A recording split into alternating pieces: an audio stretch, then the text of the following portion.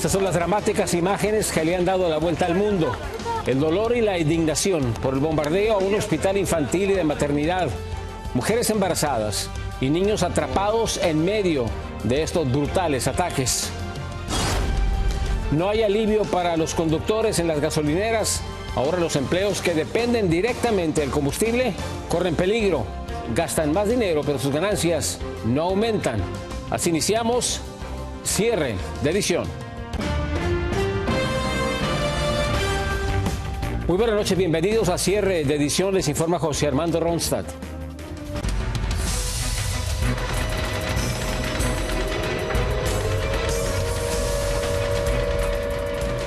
Iniciamos con esta historia que ha causado indignación a nivel mundial. El bombardeo a un hospital infantil y de maternidad en la ciudad de Mariupol, en Ucrania. Observe el tamaño que dejó una de las bombas que cayó en el lugar.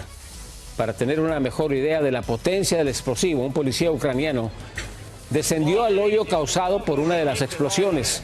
Esto ocurrió precisamente a un costado del centro hospitalario que esta mañana fue blanco de los ataques rusos. Roman Irishuk, miembro del Parlamento de Ucrania, dijo que los rusos también están bombardeando casas e iglesias. Y lamentablemente varios explosivos sí alcanzaron a este hospital infantil y de maternidad del que estamos hablando hace un momento. Diversos países ya han condenado este bombardeo y fuentes oficiales ucranianas incluso se han manifestado. Han declarado que había niños bajo los escombros. Abel Álvarez con las imágenes y los detalles. La crueldad de la guerra en Ucrania está llegando a límites insospechados. Un feroz ataque de la aviación rusa destruyó un hospital infantil y de maternidad en la ciudad portuaria de Mariupol. Lo peor, hay niños bajo los escombros. Las horribles imágenes mostraban los restos de un edificio de 3 pisos con agujeros en lugar de ventanas y fachadas rotas. Al menos 17 personas resultaron heridas, incluidas mujeres que estaban en labor de parto que tuvieron que ser evacuadas de emergencia en camillas. Afuera del hospital se veían montones de escombros, autos encendidos y personas heridas que fueron trasladadas desde la escena de la destrucción. En su cuenta de Instagram, el presidente de Ucrania, Volodymyr Zelensky, publicó un video donde calificó el ataque aéreo como una atrocidad y acusó a Rusia de bombardear el hospital durante un alto al fuego para permitir que los 400.000 civiles atrapados en esta ciudad pudieran escapar. El portavoz del Kremlin, Dmitry Peskov, comentó que las fuerzas rusas no disparan contra objetivos civiles. A casi 2 semanas que inició la invasión rusa, gran parte de la población de Mariupol ha estado sin electricidad, calefacción, agua o señal telefónica. Entre el drama humanitario de este conflicto militar, se escucha el llanto desgarrador de este niño que arrastra una bolsa de plástico. Junto con su madre que iba un poco más adelante, escaparon hacia la frontera de Ucrania con la ciudad de Medica, en Polonia. I didn't want to change my country to leave my country because we have a happy family, happy life. And now our family is separated and... Este miércoles, la defensora del pueblo de Ucrania, Lyudmila Denisova, aseguró que 62 niños han muerto en 14 días de guerra. Soy Abel Álvarez, cierre de edición. La ayuda llegó a tiempo y una persona fue rescatada de los escombros de una casa después de los intensos ataques aéreos rusos en la ciudad de Levidín. Elementos de los servicios estatales de emergencia de Ucrania pusieron a salvo al herido. En total lograron salvar a 5 personas, incluyendo a 2 niños. Y las siguientes imágenes que vamos a presentarle son desgarradoras. En Ucrania empiezan a enterrar a sus muertos en fosas comunes.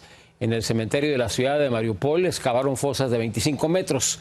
El día de hoy, por lo menos 70 cuerpos fueron trasladados a este lugar. Entre las víctimas hay soldados y hay civiles, incluyendo varios niños. El entierro de los muertos tuvo que detenerse varias veces debido al incesante ataque de las tropas rusas. Solo tienen tiempo para colocar los cadáveres en bolsas de plástico y arrojarlas. Y Rusia anunció una nueva tregua en Ucrania. Se instalaron corredores humanitarios en ciudades como Kiev, Bucha y Mariupol para el escape de civiles. En Washington, Armando Guzmán nos tiene el siguiente reportaje. El alto el fuego llegó demasiado tarde para salvar la vida de muchos niños muertos en una maternidad en Mariupol. La realidad es que por tercera vez la tregua de ataques en la golpeada ciudad portuaria de Mariupol fracasó.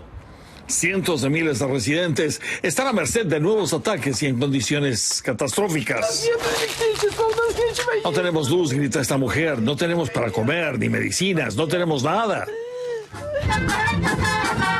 En Kiev, el alto al fuego le permitió a la Orquesta Sinfónica de Ucrania montar este concierto improvisado.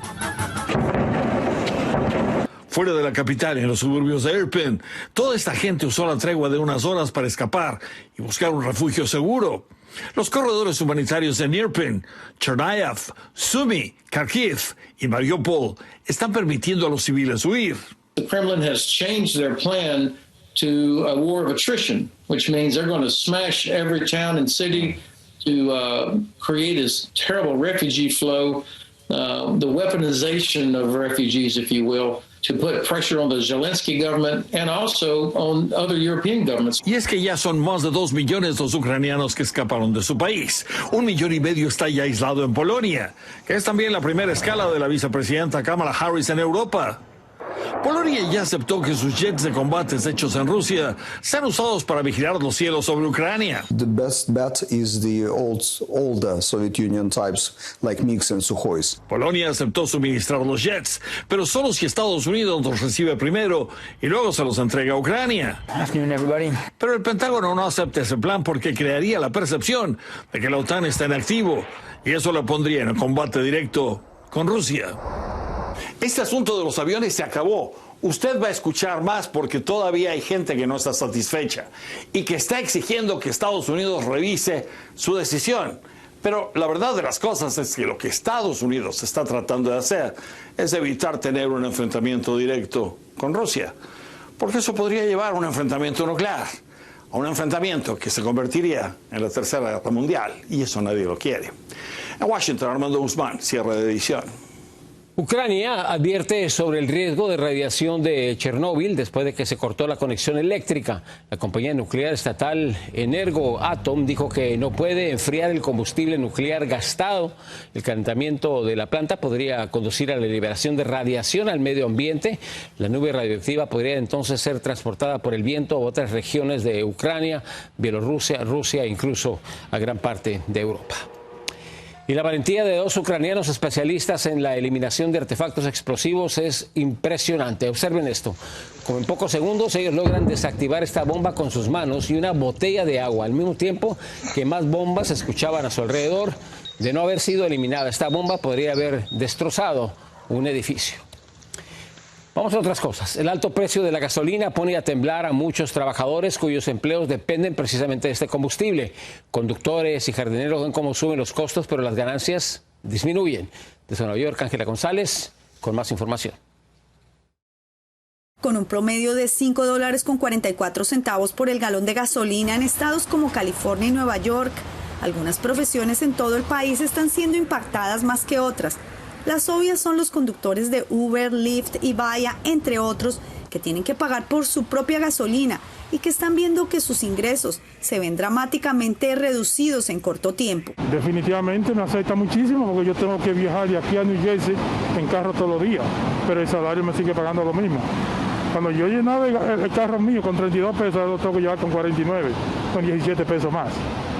Para Fernando, cuyo sustento proviene de su trabajo en este camión de comidas, que tiene que manejar todos los días, la preocupación es doble, pues además de la gasolina, los alimentos también han subido a consecuencia de la inflación. Claro, cambio que antes le ponía 40, ahora le pongo 70, 30 más, mucho. ¿Y le está afectando el presupuesto, las ganancias? Todo, sí, todo afecta porque todo es muy caro.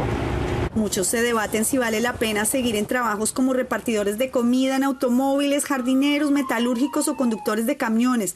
Este último oficio además ya venía arrastrando problemas para emplear trabajadores debido a la pandemia. Raúl decidió arriesgarse y está buscando otro trabajo en donde sus ganancias no estén sujetas a los precios del combustible. Yo trabajo en lo que haya. Cualquier trabajo ahorita, no hay trabajo para escoger. Una gran mayoría de estos oficios son de población hispana, que ya venían sufriendo con la pandemia y para quienes cambiar de empleo supone otra dificultad. Desde Nueva York, Ángela González, Noticiero Cierre de Edición. Los invitamos a que sigan con Cierre de Edición. Una de las ciudades más grandes de Estados Unidos ya no va a exigir mascarillas ni pruebas de vacunación. Y falleció el primer hombre que recibió un trasplante de corazón de cerdo. Investigan ahora qué fue precisamente lo que falló.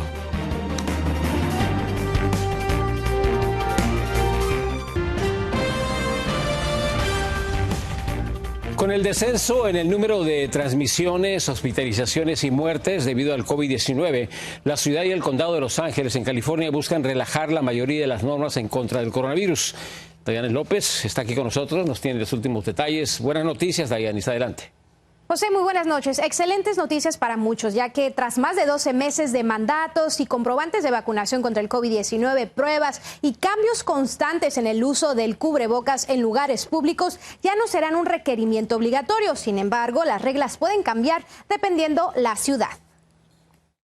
Por el momento, en el condado de Los Ángeles, California, las personas son libres en decidir si desean o no portar cubrebocas en bares, tiendas comerciales, oficinas, cafés, restaurantes, gimnasios, cines, parques temáticos, así como megaeventos al aire libre o en interiores. Entran personas y ya no les dicen nada, ni a restaurantes voy porque la verdad pues sí, yo sí tengo miedo de enfermarme. Y no, ¿para qué le arriesgas? Ante su temor, a pesar de estar completamente vacunada, Luz seguirá portando cubrebocas en lugares públicos. Esto va a continuar, están bajando la guardia y se va a poner otra vez igual si no se sigue cuidando uno. Mientras que el requerimiento del comprobante de inmunización contra el COVID-19 o una prueba negativa reciente también se elimina como requisito y queda como una recomendación. Yo pienso que cada quien tiene que cuidarse a sí mismo y cuidar a los suyos y tener siempre la precaución y es opción de cada quien, pero por mi parte y mi familia vamos a seguir cuidándonos.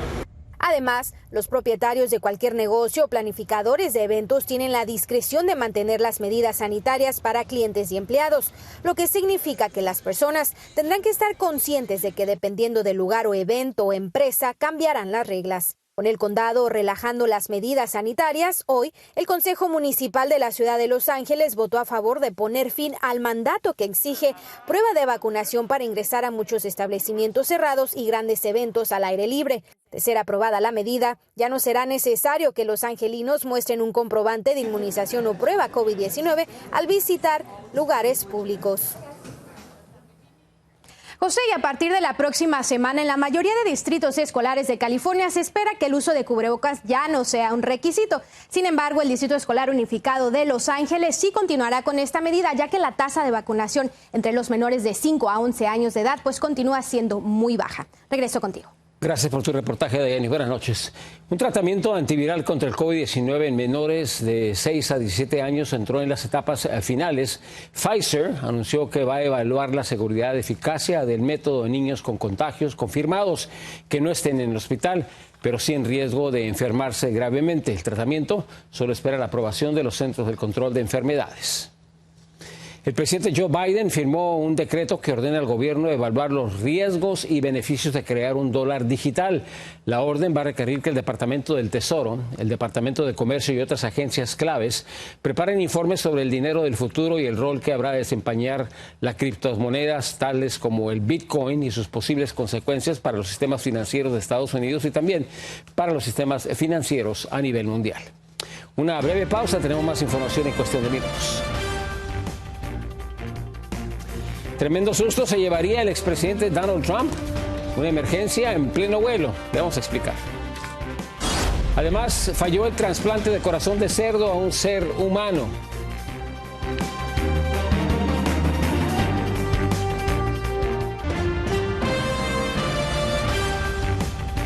Hoy se dio a conocer que un avión donde viajaba el expresidente de Estados Unidos, Donald Trump, aterrizó de emergencia. Esto en Nueva Orleans. Una falla en el motor se produjo poco antes de las 11 de la noche del sábado sobre el Golfo de México. Trump viajaba en un avión privado desde un retiro de donantes del Comité Nacional Republicano en Nueva Orleans. El exmandatario regresaba a su propiedad Mar-a-Lago, en la Florida. Y falleció el primer paciente en recibir un trasplante de corazón de cerdo genéticamente modificado, lo que fue un milagro de la medicina para muchos. Ahora despierta serias interrogantes. María Teresa Sarabia con los detalles. Falleció David Bennett, el hombre que recibió el primer trasplante de corazón de un cerdo. El paciente de 57 años murió el martes en el Centro Médico de la Universidad de Maryland. Los médicos no revelaron la causa de muerte del trabajador de Hagerstown, Maryland. Solo dijeron que su estado de salud empezó a agravarse días atrás.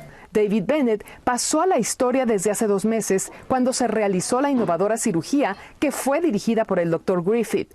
Bennett, quien padecía de una enfermedad cardíaca terminal, recibió un corazón de cerdo genéticamente modificado. Su estado físico comenzó a deteriorarse hace 3 semanas y no pudo comunicarse con su familia durante sus últimas horas, en las que recibió cuidados paliativos compasivos por parte del servicio médico tras confirmar la imposible recuperación. El hijo de Bennett, quien tiene el mismo nombre que su padre, elogió al hospital por ofrecer el experimento de último recurso. La familia esperaba que esto ayudara en los esfuerzos para superar la escasez de órganos. Y es que la necesidad de otra fuente de órganos para pacientes terminales es enorme en Estados Unidos. El año pasado se realizaron más de 41,000 trasplantes, todo un récord, incluidos unos 3,800 trasplantes de corazón. Pero la necesidad es tan grande que más de 106,000 personas permanecen en lista de espera. Miles mueren cada año antes de obtener un órgano y miles más nunca se agregan a la lista, lo que se considera una posibilidad demasiado remota para salvarse o alargar la vida. María Teresa Sarabia, noticiero, cierre de edición. En Guadalajara, Jalisco, los hinchas del Atlas piden paz y justicia, y en Querétaro una madre entrega a su hijo a la policía para que responda por la violencia desatada en el estadio de fútbol. Víctor Blázquez con la siguiente crónica. La ciudad de Guadalajara, en el estado de Jalisco, se ha pintado de rojinegro. Centenares de aficionados del club de fútbol del Atlas salieron a las calles para exigir justicia por sus compañeros y amigos de la afición, que fueron brutalmente golpeados por la porra de los Gallos Blancos del Querétaro. ¡Justicia! ¡Justicia! Y es que ha pasado 4 días después del sábado fatídico y las heridas del sangriento incidente siguen abiertas. Todos tenemos la obligación de ser pacíficos porque van muchos niños, sobrinos, primitos, y pues todos exigen pues que sea un lugar libre de violencia. Mientras en el estado de Querétaro, la Fiscalía de Justicia local trata de dar con los responsables de la gresca. Al menos llevan detenidos 14 presuntos responsables, entre ellos uno, quien fue entregado por su propia mamá. Pues que lo entregara. La mamá de César N., con todo su dolor, se armó de valor para llevar a su hijo ante las autoridades para que se hiciera responsable por lo que haya hecho durante la pelea en el estadio de la Corregidora. Me está rompiendo el corazón, estoy deshecha, pero no hay de otra. No hay de otra, aquí estoy y estoy con él. Y es que la vida de esta mujer, cuyo nombre se reservó la autoridad, cambió de un momento a otro, al saber que César era uno de los identificados por participar en la brutal golpiza. Tras un cateo a su domicilio, la mujer confesó cómo tomó la difícil decisión. Le dije, ¿sabes qué? Le digo, las cosas están así y así. Vámonos, te voy a llevar a la fiscalía. No me dijo nada, lo aceptó todo, me dijo que sí. Y aquí estamos. Mientras la cacería sigue en el estado de Querétaro, existen 28 órdenes de aprehensión, 14 detenidos y 5 personas que, junto con César, han sido vinculadas a proceso. En Ciudad de México, Víctor Blázquez, cierre de edición. Centenares de cubanos abarrotaron y protestaron frente al consulado panameño en La Habana. Esto después de que el país centroamericano exigiera una visa de tránsito a los isleños. Desde el día de hoy, Panamá va a cobrar $50 por una visa de tránsito a cada cubano que necesite hacer escala en Tocumen u otro aeropuerto de ese país. Las visas deben solicitarse como mínimo 15 días antes de un vuelo. Y el general Juan Carlos Bonilla Valladares, ex jefe de la Policía Nacional de Honduras, fue arrestado por tráfico de drogas, mejor conocido como el Tigre. Bonilla Valladares El general podría convertirse en un testigo clave en el caso en contra del expresidente Juan Orlando Hernández, quien podría ser extraditado a Estados Unidos también bajo cargos relacionados con el narcotráfico. Regresamos después de la pausa. Hay más detalles y hay más información.